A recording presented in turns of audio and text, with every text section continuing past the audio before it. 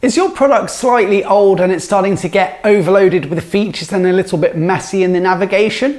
Well, in this video, I'm going to talk to you about how to retire redundant features and clean all of that up.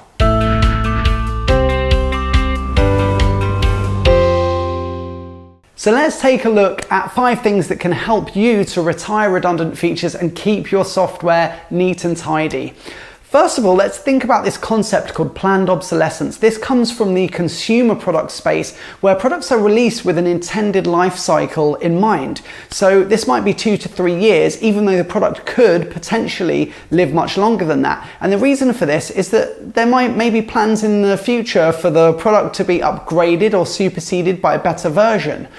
So the same can be applied to your features. When you're releasing features from your backlog or your product roadmap, you want to think about what is the lifespan of this feature. Do you plan in 2 years' time to upgrade it or improve it? If you are, then that's a good way to kind of at least consider this before releasing that feature. And then you might have a plan in mind for when it gets to the end of that life cycle, or when you're able to actually just apply the resource that you have to improving that feature altogether.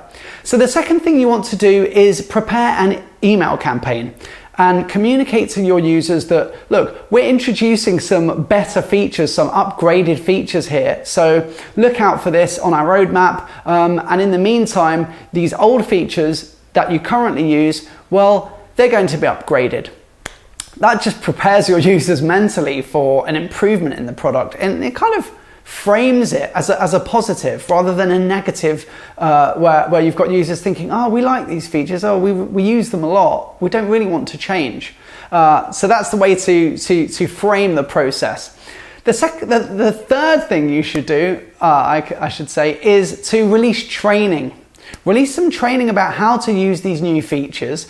That gives you a chance to show them off. Maybe these could be videos, or even if they're just articles in your knowledge base, that you send links from emails going, sending your users to go and check them out. Then they'll know what to expect and they'll know how to use them. It won't be as scary when you release these features into the actual product.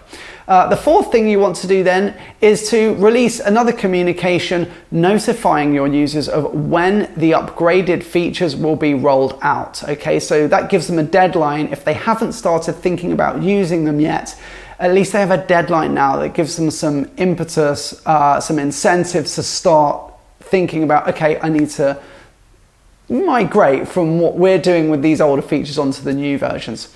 And then finally, you want to roll out the upgraded features on the release date, and also just give the users that are still having a tricky time moving across to the new versions of these features a chance to revert back to the previous versions for a set period of time. This might be 2 weeks, it might be a month, but at least it gives you a kind of a timeline to migrate all of your users across to the new versions of these features without losing any users or confusing them. And for ones that are having particular trouble, maybe you could help them or even provide a paid service to help them kind of upgrade their accounts.